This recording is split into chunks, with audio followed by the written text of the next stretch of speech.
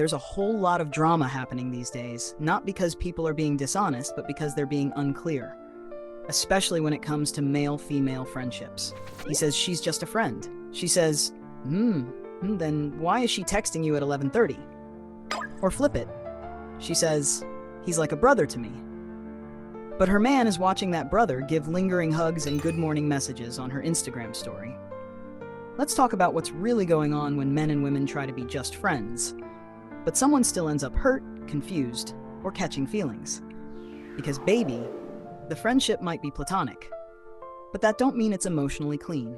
Why this happens? Men and women are often drawn to each other, even in non-romantic settings, because they fulfill emotional needs.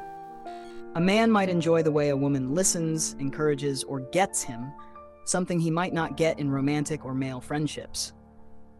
A woman might feel emotionally validated, seen, or protected by a male friend in a way that makes her feel cherished, even if there's no sexual attraction. Here's the tricky part. That emotional connection can mimic intimacy, and once that happens, the boundaries start blurring. As therapist Esther Perel says, open quote, "Emotional affairs often begin with innocent conversations that become intimate. The lines are subtle until they're crossed."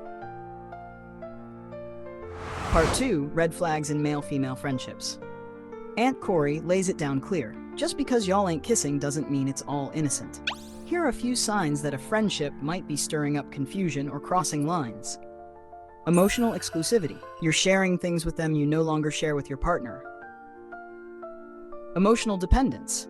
You feel better, more seen, or more whole after talking to them than with your significant other. Hiding or editing the friendship. If you're deleting texts or downplaying interactions, you already know. Comparisons creep in. Why can't my man be more like him? She listens better than my girl ever does. Let's call it what it is. You're emotionally outsourcing.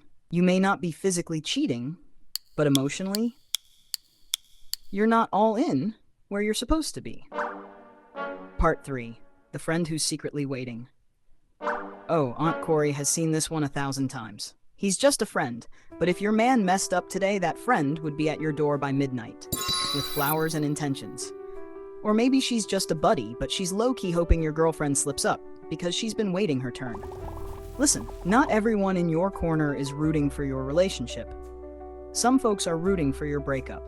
You need discernment, not just trust. And if you're the one clinging to that harmless friend because you like the emotional spark, even though you're taken, ask yourself this. If your partner acted the same way, would it still be just friendship to you? Part 4, when it is just friendship, but you still need boundaries. Now baby, Aunt Corey ain't saying men and women can't be friends. She's saying you need clarity, consent, and boundaries, especially if you're in a committed relationship. Here's what that looks like. Talk openly with your partner about any opposite-sex friendships. Share the context, the history, and the vibe. Invite your partner to meet your friend. See how they interact. No emotional exclusivity. Your partner should never be in second place emotionally. No secrecy. If it's innocent, it should feel that way to everyone involved. Psychologist Dr. Shirley Glass, who studied infidelity extensively, wrote, open quote, "Friendships become affairs when you start sharing more of yourself with your friend than with your partner," close quote. So if your friend knows your hopes, fears, and secrets, but your partner doesn't, you've already crossed the first line.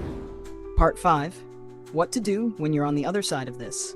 Now maybe you're the girlfriend who's wondering why his friend always seems a little too available. Or maybe you're the boyfriend who doesn't feel quite right about that male coworker she keeps calling at night. Here's what not to do. Don't accuse, explode, or demand. Instead, 1, say how it makes you feel, not what they're doing wrong. 2, ask open-ended questions. Do you think this friendship could be confusing from the outside? 3, set boundaries together. That's key. Boundaries are not about control. They're about protecting the relationship you both value.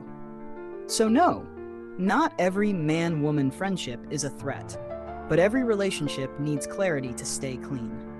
Because when the lines aren't drawn, hearts start drifting. And when your emotional loyalty goes elsewhere, your physical loyalty is just waiting its turn.